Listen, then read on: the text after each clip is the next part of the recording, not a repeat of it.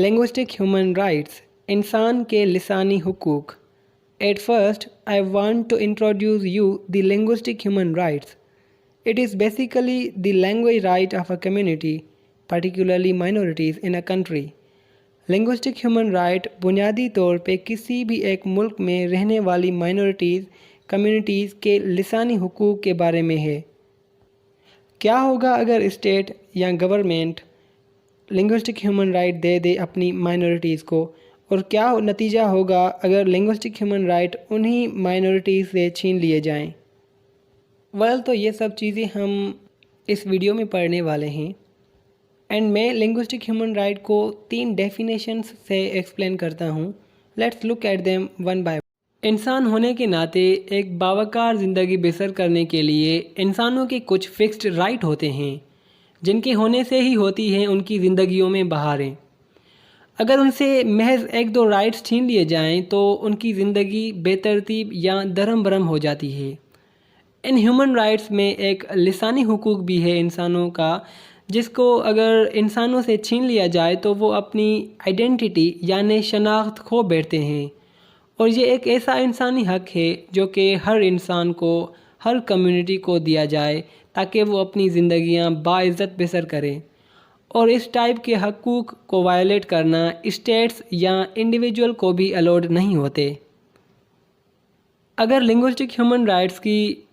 دوسری ڈیفینیشن دیکھی جائے تو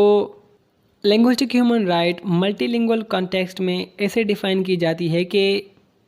it is right to use one's own language in education, right to interact with official organization, and also the right to receive health advice and health care information in one's own language۔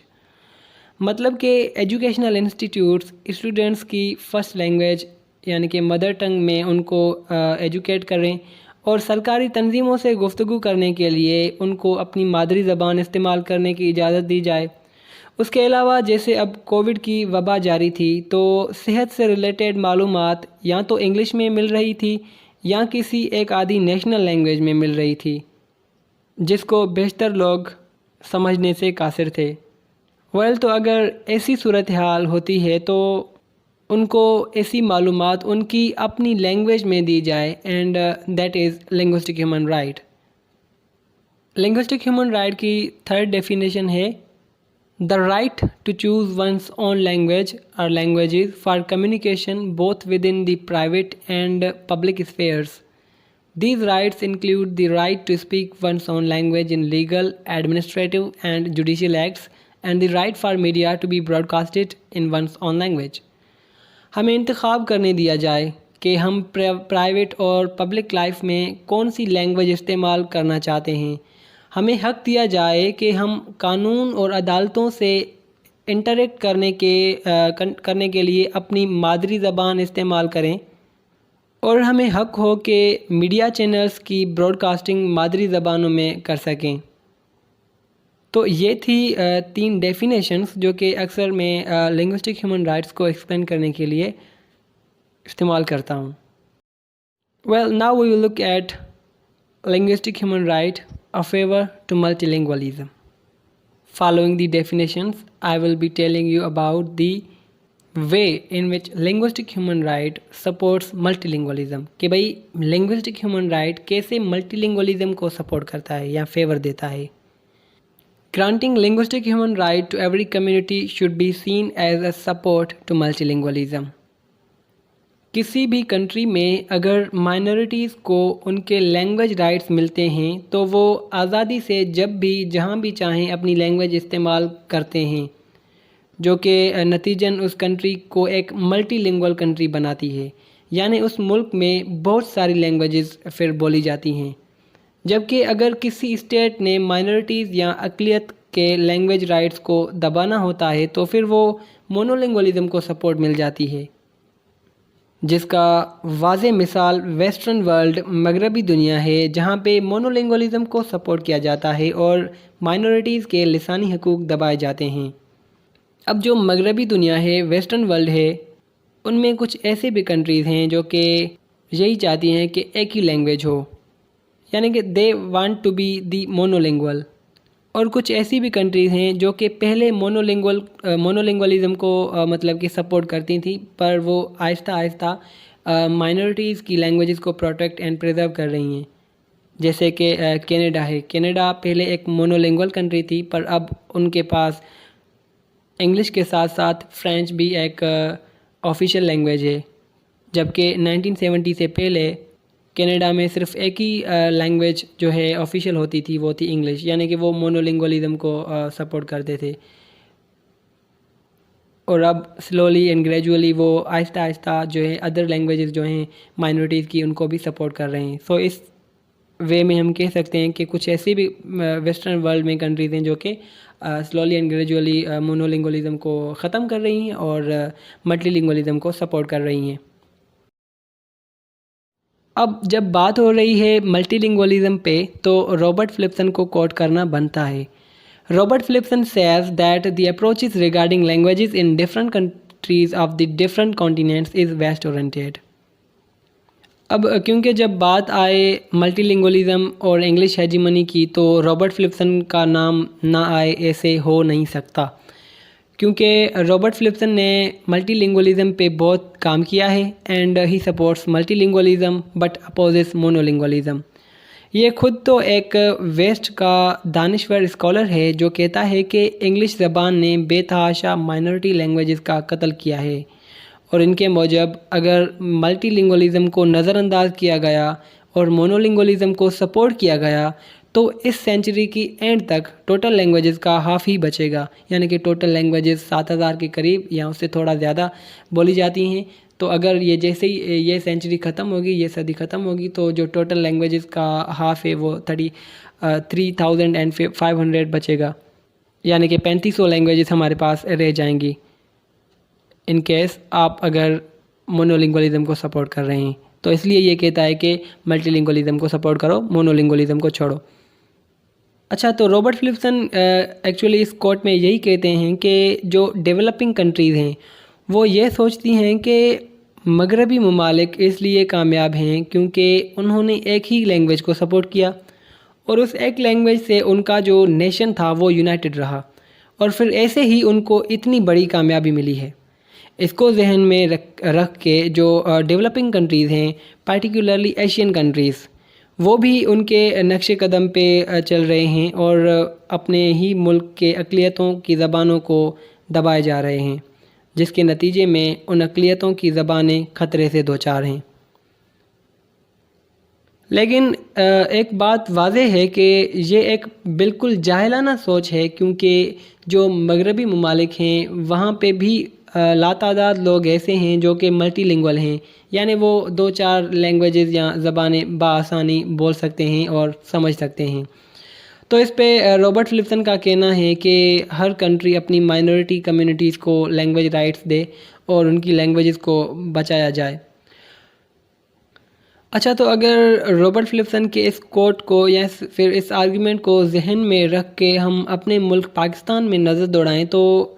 ہمیں ہمارے تعلیمی ادارے English پہ زیادہ دھیان دیتے ہوئے نظر آئیں گے، حالانکہ جو انہوں نے انگریزی کے ٹیچرز رکھے ہوتے ہیں ان کو بھی ٹھیک سے انگریزی نہیں آتی،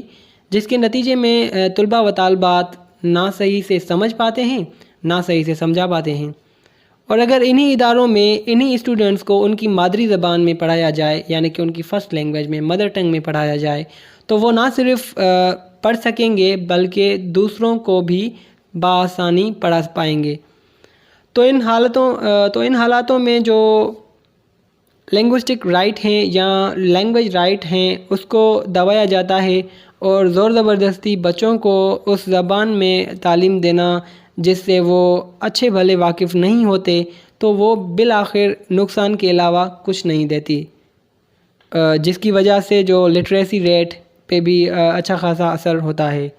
یعنی کہ آپ اگر پاکستان کا لٹریسی ریٹ اٹھا کے دیکھیں تو یہ کم ہے، اور اس کی وجہ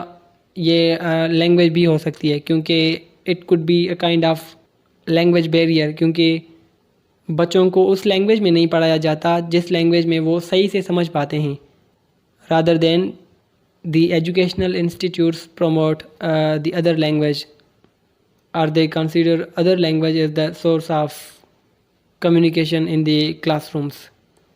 So اگر انہی بچوں کو اگر ان کی مدر ٹنگ میں یعنی کہ مادری زبان میں پڑھایا جائے تو شاید وہ کچھ اچھے طریقے سے سمجھ سکیں اور اچھی طریقے سے سمجھا سکیں. اچھا، رابرٹ فلپسن کی اس آئیڈیالوجی کو کنٹینیو رکھتے ہوئے میں رابرٹ فلپسن کو کوٹ کرتا ہوں، جس میں وہ بولتے ہیں کہ مونولنگول trend and English hegemony has affected in a way that we consider a language as a whole knowledge. ان کا ماننا ہے کہ مونولنگولزم اور انگلش کی ڈومیننسی نے اتنا لوگوں کو سوچنے پہ مجبور کیا ہے کہ اگر وہ کوئی ایسی لینگویج بولتے ہیں جس کو پیپل ان پاور یوز کرتے ہیں تو پھر وہ لوگ اس لینگویج کو سب کچھ مان بیٹھتے ہیں، جس کا مثال میں پاکستان کی سوسائٹی کو مد نظر رکھ کے دینا چاہتا ہوں کہ جب کوئی بھی طالب علم ہمارے تعلیمی اداروں میں انگریزی میں بات کرتا ہے تو اس کو بڑی عزت سے دیکھا جاتا ہے، پھر بھلے اس کے پاس کوئی بھی نالج نہ ہو یا پھر بھلے اس کے پاس کوئی بھی پروڈکٹیو انفارمیشن نہ ہو. اور اگر اسی ادارے میں ایک طالب علم اپنی خیالات، ایموشن یا پھر اپنی کمیونیکیشن اپنی مادری زبان میں ہی کرتا ہے تو اس کو کمتر سمجھا جاتا ہے،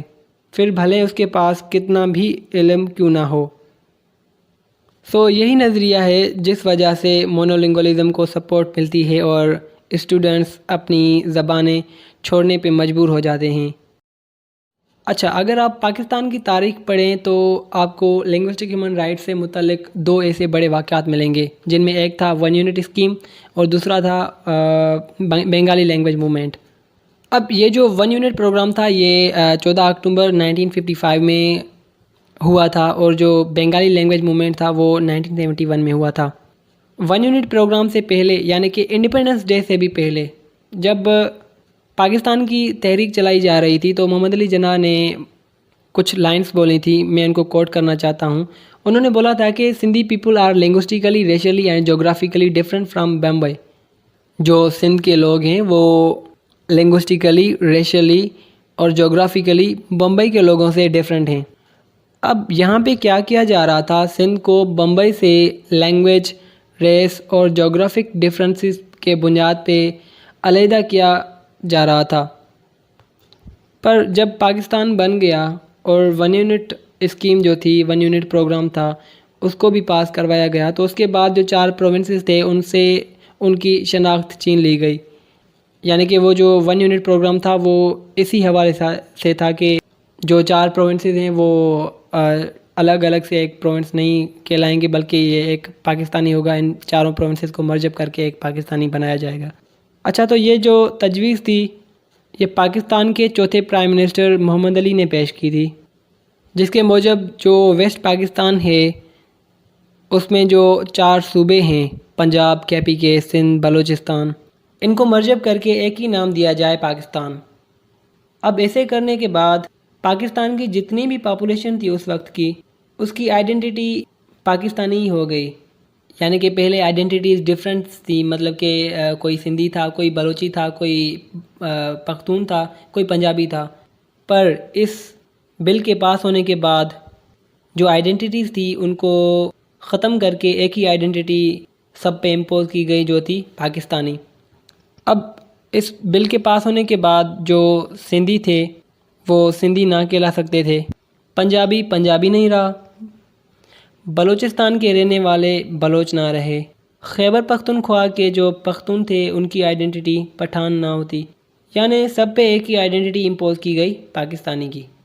اور سب نے پھر ایک ہی لینگویج بولنی تھی، اردو، جو کہ آزادی سے لے کے آج تک نیشنل لینگویج کا اسٹیٹس انجوائے کر رہی ہے. But thanks to president general Yahya Khan, جنہوں نے اس پرپوزل کو ڈیزولو کیا 1970 میں، اور چاروں پروونسز کو ان کا اسٹیٹس واپس مل گیا. دوسرا بڑا واقعہ جو تھا وہ تھا بنگالی لینگویج موومنٹ کا، جو کہ 1971 میں ہوا تھا. پاکستان کے پہلے کانسٹیٹیوشن میں بنگالی لینگویج کو آفیشیل لینگویج کا اسٹیٹس دیا گیا، پر جب سیکنڈ کانسٹیٹیوشن آنے کے بعد بھی اس کو آفیشیل لینگویج رکھا گیا، پر بنگالیز کو ان کا لینگویج رائٹ نہیں ملا، تو وہ اپنے لسانی حقوق کے لیے سڑکوں پہ نکل آئے، جن میں میجارٹی تھی وہ ڈھاکہ یونیورسٹی کے اسٹوڈنٹس کی تھی۔ بنگالیز کو لینگویج رائٹ دینا تو رہی دور کی بات، پر جب وہ اپنے اس حق کے لیے اپنی آئیڈینٹی یعنی شناخت کو پروٹیکٹ کرنے کے لیے سڑکوں پہ آئے تو ان پہ لاٹھی چارج کی گئی، جس کے نتیجے میں کئی طالب علم اپنی آئیڈینٹی اور شناخت کو ڈیفینڈ کرنے کے لیے اپنی جان سے ہاتھ دھو بیٹھے،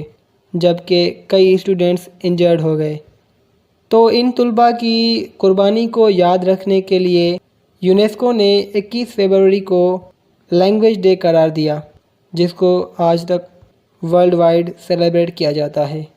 تو یہ جو بنگالی لینگویج موومنٹ کا جو واقعہ تھا، یہ محض اس لیے ہوا تھا کیونکہ جو بنگالیز تھے وہ اپنے لینگویج رائٹ کے لیے باہر آ گئے، ان کو اپنی آئیڈینٹی کو ڈیفینڈ کرنے کے لیے، پروٹیکٹ کرنے کے لیے سڑکوں پہ آنا پڑا۔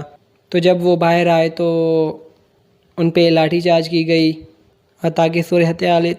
اتنی بگڑ گئی کہ کئی سارے اسٹوڈنٹس شہید ہو گئے اور کئی سارے اسٹوڈنٹس انجرڈ ہو گئے۔ اگر ان کو لینگویج رائٹ دیا جاتا تو آج جو ایسٹ پاکستان ہے، ماڈرن ڈے بنگلہ دیش، وہ آج بنگلہ دیش نہ ہوتا، وہ پاکستانی ہوتا، کیونکہ جو پاکستان کی سپریشن ہوئی تھی وہ اس بیسس پہ ہی ہوئی تھی کہ اب بہت ہو گیا ہے، آپ لوگوں نے بنگالی اسٹوڈنٹس کو شہید کیا ہے اور کئی لوگوں کو جو ہے زخمی کیا ہے، تو اس لیے اب ہم آپ کے ساتھ نہیں رہنا چاہتے، ہمیں ایک الگ سے اپنا دیش بنانا ہے۔ تو پھر 1971 میں ان کی سیپریشن بھی ہوئی تھی۔ تو اگر ان کو لینگویج رائٹ ملتا تو آج جو ایسٹ پاکستان ہے وہ پاکستان کا ہی ہے۔ Now ask from yourself, what will happen if linguistic right is overlooked؟ کیا ہوگا اگر جو لنگوسٹک رائٹ ہے، یعنی کہ جو لسانی حقوق ہے انسانوں کا، اس کو نظر انداز کیا جائے؟ جہاں تک میں سمجھتا ہوں کہ اگر کسی بھی کمیونٹی کو یا پھر کسی بھی مائنورٹی گروپ کو ان کا لینگویج رائٹ نہ دیا جائے تو ان کی لینگویج سے کچھ یوں ہوگا کہ ان کی جو زبان ہے وہ مر جائے گی، یعنی کہ لینگویج ڈیتھ ہوگی، کیونکہ جب مائنورٹیز کو ان کی زبان استعمال کرنے سے ڈائریکٹلی یا انڈائریکٹلی روکا جاتا ہے تو پھر ان کی لینگویجز مر جاتی ہیں، اور جب ایک لینگویج مر جاتی ہے تو اس لینگویج کی جو نالج ہوتی ہے وہ بھی اس لینگویج کے ساتھ ختم ہو جاتی ہے۔ اور یوں اس لینگویج کا خاتمہ ہوتا ہے جب حکومت ان کو زبردستی مجبور کرتی ہے ریجنل، نیشنل، آفیشیل یا پھر پروونشل لینگویجز استعمال کرنے کو۔ اس کے علاوہ ایک کمیونٹی کی جو لینگویج ہے وہ کلچر اور ٹریڈیشن کو بھی زندہ رکھتی ہے، یعنی کہ کلچر اور ٹریڈیشن یا لینگویج کی ہسٹری کا جو کنیکشن ہوتا ہے وہ اس لینگویج کے ساتھ ہی ہوتا ہے۔ As far as the language is spoken, the culture, tradition and the history concerned with the language will be kept alive. مطلب جب تک وہ لینگویج بولی جائے گی تب تک اس لینگویج سے کنسرنڈ جو کلچر ہے، ٹریڈیشن ہے یا پھر جو ہسٹری ہے اس لینگویج کی یا اس کمیونٹی کی، وہ زندہ رہے گی۔ پر جیسے لینگویج ڈس اپیئر ہو گئی تو اس کے ساتھ کنیکٹڈ کلچر اور ٹریڈیشن بھی ڈس اپیئر ہو جاتا ہے، جس کا زیادہ سے زیادہ نقصان جو ہوتا ہے وہ اس لینگویج کو بولنے والی کمیونٹی کا ہوتا ہے، نہ ہی اس سے میجورٹی گروپس کو نقصان ہوتا ہے، نہ ہی گورنمنٹ کو ہوتا ہے، پر جو زیادہ سے زیادہ نقصان ہوتا ہے وہ اس لینگویج کو بولنے والی کمیونٹی کو ہی ہوتا ہے، یعنی کہ نیٹو اسپیکرز کو ہی ہوتا ہے۔ اچھا، تو میں آپ کو اس کا ایک ایگزامپل اس طریقے سے دے رہا ہوں کہ اگر ہم پاکستان میں دیکھیں تو ہمارے یہاں 70+ لینگویجز بولی جاتی ہیں، جن میں سے 40-50 لینگویجز تو خطرے سے دو چار ہیں، اور ان میں سے کچھ ایسی لینگویجز ہیں جن کی نالج بہت امپورٹنٹ ہے، جیسے کہ ڈھاٹکی ایک سندھ میں بولے جانے والی مائنورٹی کی زبان ہے، جس کے پاس ایسے اشیاء یا آئیڈیاز کو ریپریزنٹ کرنے کے لیے الفاظ ہیں، جبکہ انہی سیم اشیاء یا پھر آئیڈیاز کے لیے انگلش یا سندھی کے پاس کوئی ورڈ نہیں۔ اب جیسے کہ ایک آئیڈیا ہے، دو ماؤنٹینز کے درمیان جو اسپیس ہوتی ہے اس کو ڈھاٹکی میں مندل کہا جاتا ہے، جبکہ اس کے لیے انگلش یا پھر سندھی میں کوئی ورڈ نہیں۔ یا پھر دوسرا ایگزامپل دیکھ لیں، جس میں یہ ہے کہ جو آسمان ہوتا ہے، آسمان میں بھرے ہوئے بادلوں کے درمیان جو تھوڑی تھوڑی اسپیس ہوتی ہے، اس کے لیے انگلش لینگویج یا پھر سندھی لینگویج میں کوئی لفظ نہیں، پر ڈھاٹکی لینگویج میں اس کو چت گھڑی کہا جاتا ہے۔ تو البتہ اگر یہ زبان آنے والے کل میں مر جاتی ہے تو اس کی جتنی بھی نالج ہے وہ بھی ختم ہو جائے گی۔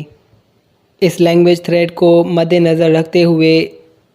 ایک بات یہاں واضح کرنا چاہتا ہوں کہ ایک سائنٹیفک ریسرچ نے دعویٰ کیا کہ اس وقت دنیا میں 7000 زبانیں بولی جاتی ہیں، اور جیسے ہی یہ سینچری ختم ہونے کو پہنچے گی تو ان لینگویجز کا تعداد ہاف ہو جائے گا، یعنی half of the total language is at a great risk. اب سوال پھر یہ کیا جاتا ہے کہ مرنے والی لینگویجز کون سی ہوں گی، جس کا جواب بالکل سیدھا سادہ ہے کہ وہ لینگویجز جن کے یوزرز کے پاس پاور نہیں ہے وہ مر سکتی ہیں، جبکہ وہ لینگویجز جن کے اسپیکرز کے پاس پاور ہے وہ اپنی ہیجمنی ڈومیننسی کو انجوائے کرتی رہیں گی۔ اور یہ جو کنیکشن ہے language and people in power کا، اس کو شارٹلی ہم لینگویج پاور کنیکشن کہتے ہیں، یعنی کہ اس وقت وہ لینگویج جس کے اسپیکرز پاور میں ہیں اور اس صدی کی اینڈ تک ان کے پاس پاور رہی تو ان کی لینگویجز جو ہیں وہ ڈومیننٹ رہیں گی، یعنی کہ وہ نہیں مریں گی، بلکہ وہ لینگویجز جن کے یوزرز کے پاس یا جن کے نیٹیو اسپیکرز کے پاس کوئی بھی پاور نہیں ہے تو ان کی لینگویجز ڈس اپیئر ہو سکتی ہیں، and this is language power connection. تو کنکلوژن میں کچھ اپنی سائڈ سے میں پوائنٹس رکھنا چاہتا ہوں کہ جو لسانی حقوق ہے وہ ہر ایک فرد کا حق ہے جو کہ بغیر کوئی سوال کیے ان کو دیا جائے۔ جیسے حکومتیں بغیر کوئی سوال سنے اپنی ٹیکسز لیتے ہیں، ویسے ہی حکومت بغیر کسی سوال کیے مائنورٹی گروپس کو لینگویج رائٹس دے۔ اگر اقلیتوں کو ان کا لسانی حقوق نہیں دیا جاتا تو ان کی لینگویجز مر جاتی ہیں، جن کے ساتھ ساتھ وہ اپنی کلچر، ہسٹری، ٹریڈیشن، آئیڈینٹی سے بھی ہاتھ دھو بیٹھتے ہیں۔ اب ہوتا یہ ہے کہ اگر کسی بھی لینگویج کو یعنی کہ کسی بھی کمیونٹی کو لینگویج رائٹ نہیں دیا جاتا تو ان کی لینگویج سے connected identity, tradition, history, culture وہ بھی مر جاتا ہے۔ تو اگر ان کو یہ رائٹ دیا جائے، یہ لسانی حقوق دیا جائے تو ان کی ہسٹری بھی، ٹریڈیشن، کلچر اینڈ آئیڈینٹی وہ بھی زندہ رہتی ہے۔ ہمارے ملک میں ہر ایک کمیونٹی کو ان کی لینگویج بولنے کا حق دیا جائے تاکہ وہ اپنی لینگویج کو بچا سکے۔ اب جیسے زندہ رہنے کے لیے آکسیجن کا ہونا لازمی ہے، ویسے ہی کسی بھی ایک لینگویج کو زندہ رکھنے کے لیے اس کو استعمال کرنا لازمی ہے۔ تو اس لیے ان مائنورٹیز کو، ان کمیونٹیز کو لینگویج رائٹ دیا جائے تاکہ وہ اپنی لینگویج استعمال کر کے اپنی لینگویج کو بچا سکیں۔ اس کے علاوہ جو حکومت ہے وہ لینگویج پلاننگ اینڈ پالیسی میں مائنورٹی لینگویجز کو پروٹیکٹ اینڈ پریزرو کرنے کا ذمہ لے، یعنی کہ مائنورٹی لینگویجز کو پریزرو اینڈ پروٹیکٹ کرنا، آلسو پروموٹ کرنا، وہ حکومت کی ریسپانسبلٹی ہوگی۔ حکومت ہی اپنی لینگویج پلاننگ اینڈ پالیسی میں ان کو ایڈ کرے گی۔ اس کے علاوہ جو کچھ آرگنائزیشنز ہیں جیسے FLI ہے، فورم فار لینگویج انیشیٹیوز، اس جیسی آرگنائزیشنز کو مالی مدد دی جائے تاکہ وہ اپنی آرگنائزیشن کو ایکسپانڈ کر سکیں اور اقلیتوں کی ڈوبتی ہوئی لینگویجز کو بچا سکیں۔ اب یہ FLI کیا ہے؟ فورم فار لینگویج انیشیٹیوز، یہ ایک آرگنائزیشن ہے پاکستان میں جو کہ کام کر رہی ہے ان لینگویجز کو پریزرو کرنے کے لیے جو کہ ختم ہونے والی ہیں، یعنی کہ جو انڈینجرڈ لینگویجز ہیں ان کو بچانے کے لیے FLI کام کر رہی ہے۔ اور FLI کو مزید جاننے کے لیے نیچے ڈسکرپشن پڑھ لیں، وہاں پہ میں ایک لنک پرووائڈ کرتا ہوں جس کے تھرو میں بھی آپ کو FLI صحیح سے سمجھ آ سکے۔ So this was all about linguistic human right, انسان کے لسانی حقوق، جس میں ہم نے 3 ڈیفینیشنز پڑھی۔ اس کے علاوہ ہم نے دیکھا کہ جو لنگوسٹک ہیومن رائٹس ہیں وہ کیسے ملٹی لنگولیزم کو سپورٹ کرتے ہیں۔ اس کے علاوہ رابرٹ فلپسن کو ہم نے کوٹ کیا کہ رابرٹ فلپسن مونو لنگولیزم، ملٹی لنگولیزم کے بارے میں کیا کہتا ہے۔ پھر میں نے لنگوسٹک ہیومن رائٹ سے ریلیٹڈ آپ کو 2 ایگزامپلس دیے، جو ایک تھا 1 یونٹ اسکیم کا اور دوسرا تھا بنگالی لینگویج موومنٹ کا۔ یہ دونوں ہی پاکستان کے ہسٹری میں ایک اہمیت کے حامل ہیں۔ اس کے بعد میں نے آپ کو بتایا کہ اگر لینگویج رائٹ